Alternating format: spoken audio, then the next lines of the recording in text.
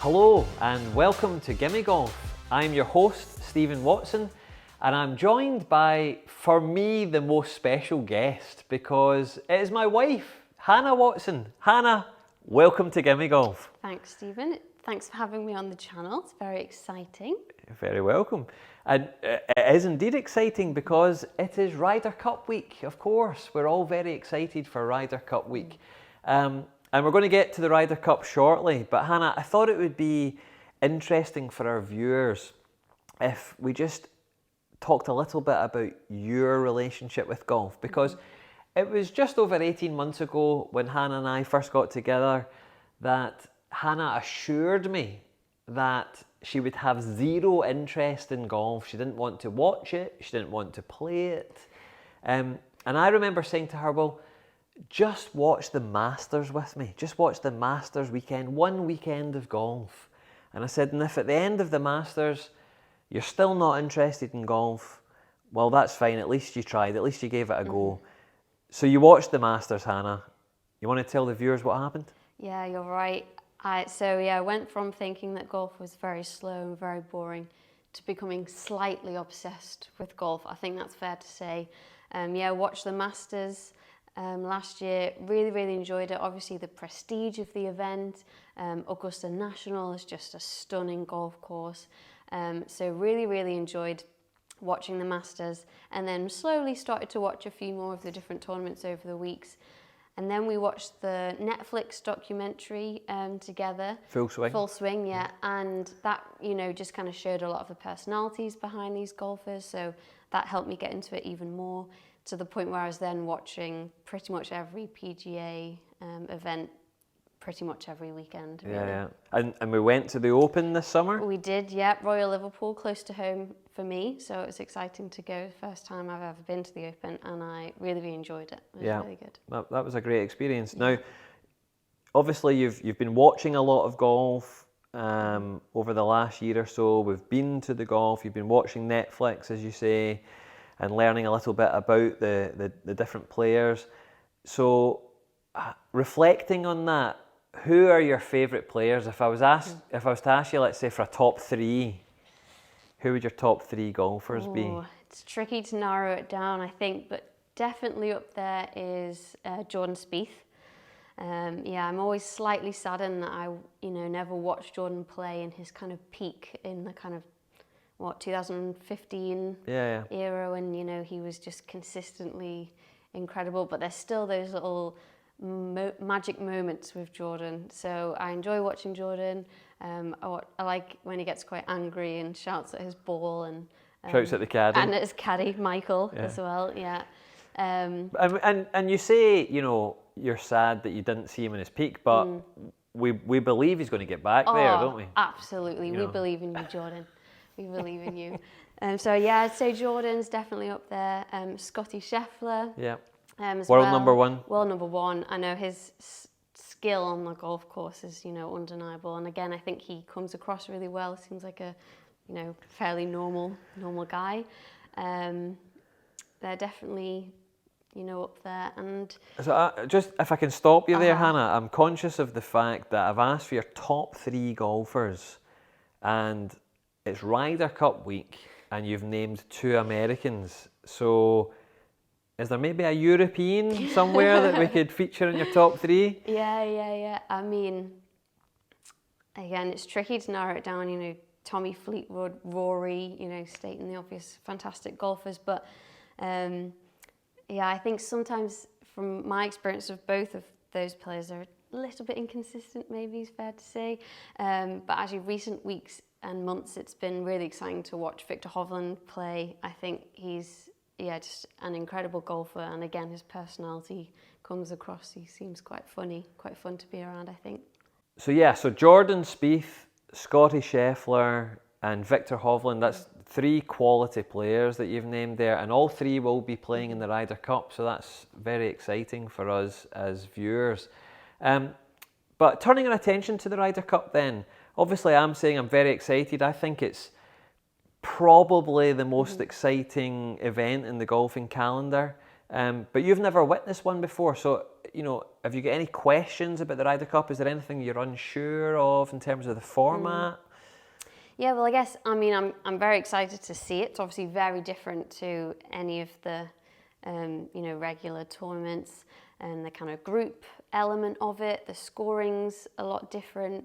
I guess just around the kind of the scoring and how all that works with the different elements, being kind of match play rather than stroke play. And it's very different, I think, to a normal weekend. Yeah, so the Ryder Cup is a team event. It's Europe on home soil, playing in Rome in Italy versus the United States. 12 players from each team, and it'll be played over 3 days. So it kicks off on Friday, very early in the morning for us in Europe. If you want to see those opening tee shots on Friday morning, to be fair, if you're in America, then it's probably more a case of staying up late on Thursday night into the early hours of Friday morning if you want to see that opening tee shot. But the first set of matches on Friday will be foursomes. The format is called foursomes. So there will be 4 matches. 2 players make up a team. So it'll be 2 players from Europe playing against 2 players from America. That's 1 match. And foursomes is what our American friends would call alternate shot. So let's say John Ram and McIlroy are playing in a team together. They'll just play alternate shots until the hole is completed, okay? One player will tee off on the odd holes, another player tees off on the even holes. In match play, it's a case of the lower score wins the hole. If you get the same score in a hole, then the hole is halved, okay? And the match plays out in that format, and what you're really looking to do is to be ahead by more holes than there are left to play, okay? So if I'm Europe and I'm 2 up against you, but we've just finished the 17th, then I'm 2 up, there's 1 hole to play, so I win 2-1, okay? If I was 1 up with 1 hole to play and you win the 18th, then we would be all square. The match would be tied though, the match would be halved. Okay. So there's no playoffs, there's no extra holes in the Ryder Cup, so you can have half points. Then in the afternoon, there will be 4 4-ball matches. So in 4 balls, it's again 2 players from Europe playing in a match against 2 players from the United States, but each player plays their own ball. So there's 4 balls being played on each hole, and it's a case of you take your better score from between the 2 players. So again, let's say it's Hovland and Fitzpatrick are playing as a pair against Justin Thomas and Jordan Spieth. If the 2 European, if one of them gets a birdie 3, let's say in a par 4, and the other one gets a 10, that doesn't matter. 3 is the score that they will record. If the 2 Americans both had a par 4, Europe would win the hole, okay? And it plays out in that way. On the Saturday, it'll be the same again. There'll be 4 foursomes matches, I think, in the morning, and then 4 4-ball matches in the afternoon.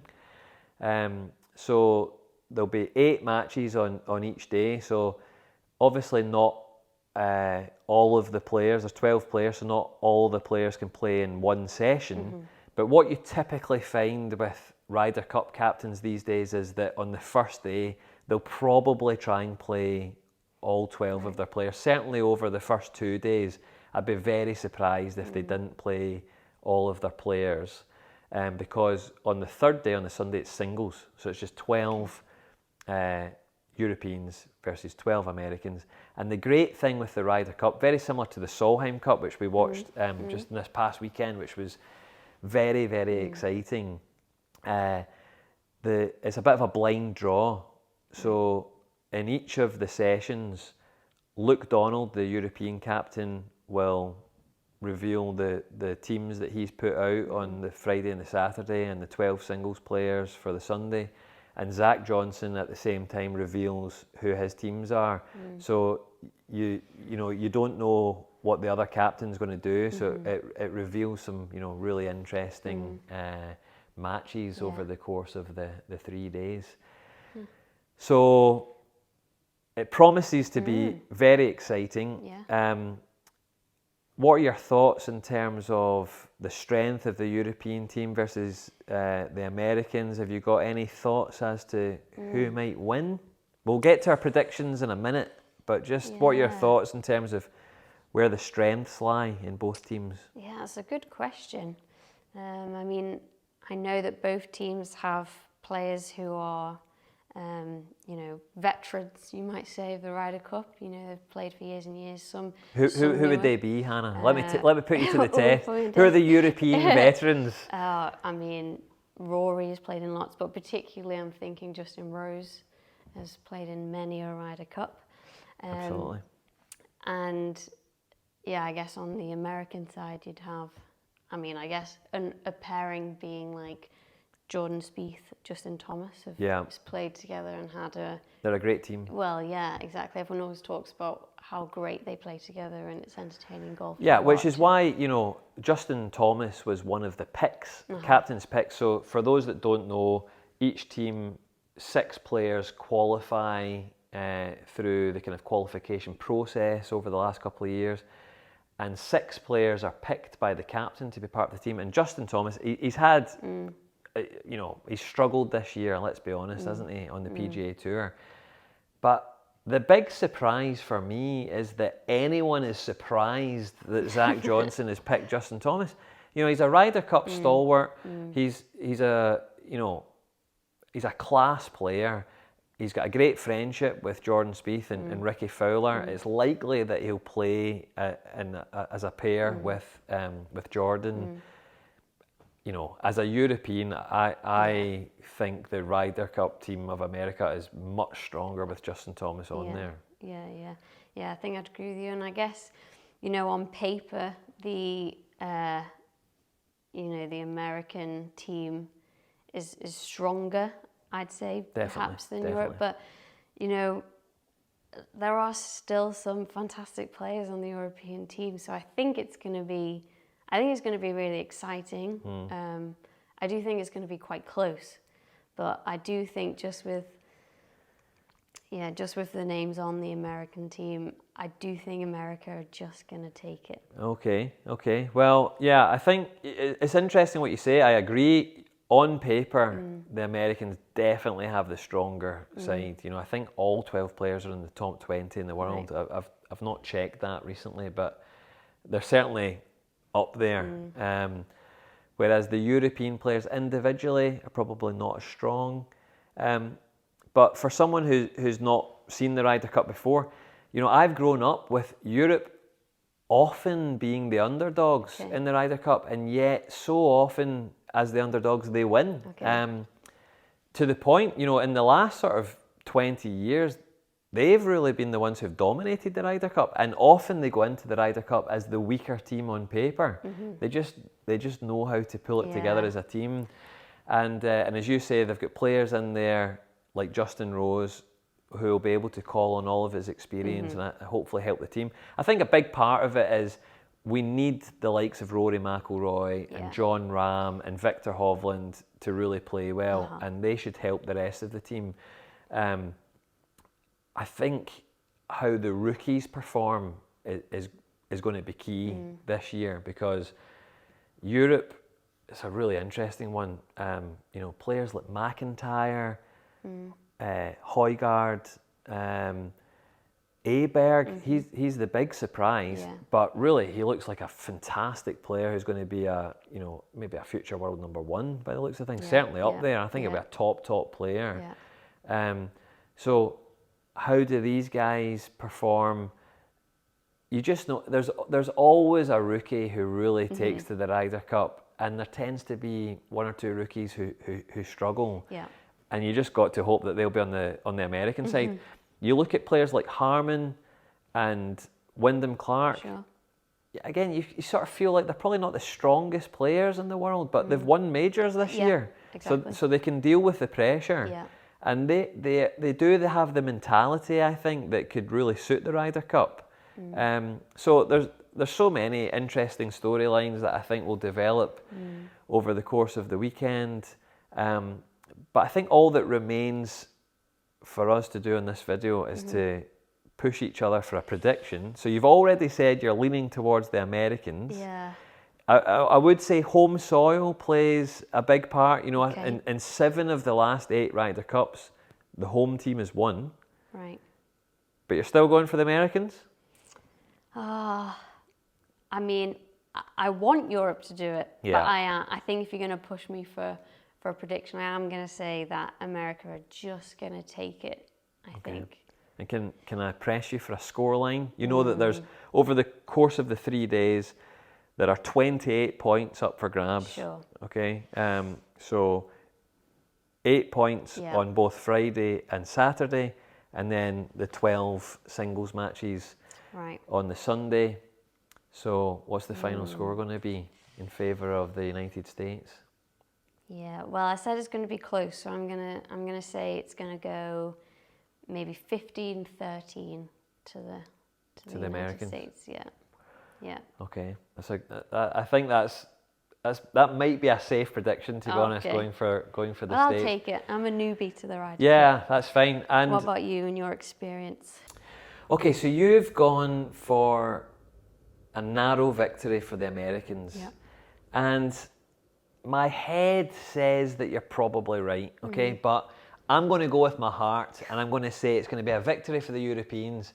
I think home soil makes a big difference. You know, we've already talked about the fact that 7 out of the last 8 Ryder Cups have been won by the home team. So I'm hoping it's going to be the home team that prevail again this year. It's in Italy. 2 of the vice captains are Italians. We've not really talked about the role of the vice captains, but the Molinari brothers, Francesco and Edoardo, I think with them being Italians, that might just give us a little bit more help, you know, and help the team. It's interesting, you also thought it was going to be really close, and I know what you mean. Certainly, I'm leaning towards thinking it's going to be close this year. You know, the Solheim Cup was so close, and I think it could be close in the Ryder Cup as well, but it's probably worth mentioning that in the last 3 Ryder Cups, the winning margin has been huge. They've not really been close at all. The last one was almost embarrassing. You know, the Americans won by a record margin, 19-9. It was a little bit demoralising. I think the fact, though, that this one is in Europe means that's not going to happen again. I think the Americans having the stronger team, but it being played in Europe, I think that's a recipe for a really close encounter.